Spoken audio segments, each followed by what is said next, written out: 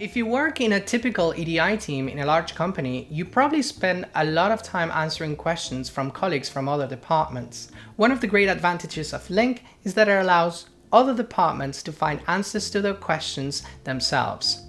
They can perform most minor tasks directly in Lync, so you don't have to spend time on them. Of course, this requires you to make sure that no Lync user makes any unauthorized changes. We will give you an example on how you set up a user with limited access in Lync in just a minute. But first, you need to understand how the Lync's user model works. The user model simply consists of 4 levels. To the left, you have a user. Every user can be part of one or more user groups. You define different roles for each of these user groups. Every one of these roles has a set of permissions that define what they have access to in Lync. Lync connects to Active Directory, so Lync users can log in to Lync automatically. This is a pretty standard way of managing user access and permissions. So, how exactly do you do this in Lync? Let's try and set up a user. Your company has an employee named Amy. She's in the purchase department, and she needs to be able to see tracking, but nothing else in Lync.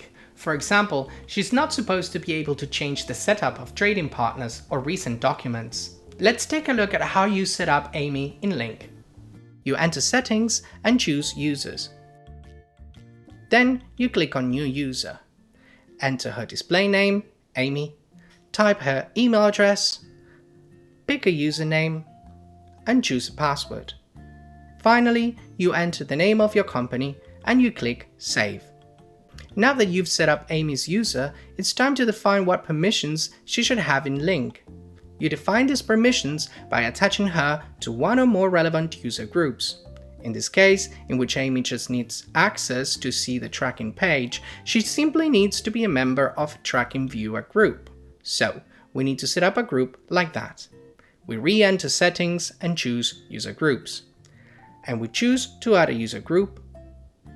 We enter the name for the user group, and we enter a description.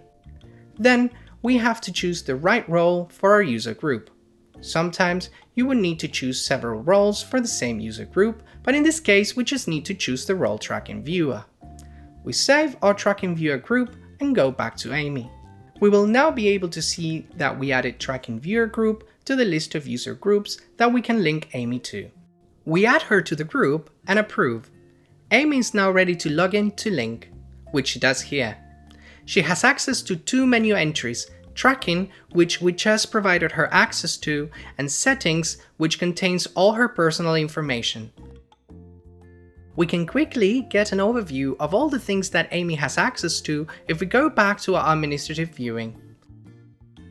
Here, we can see that she's a member of the Tracking Viewer group.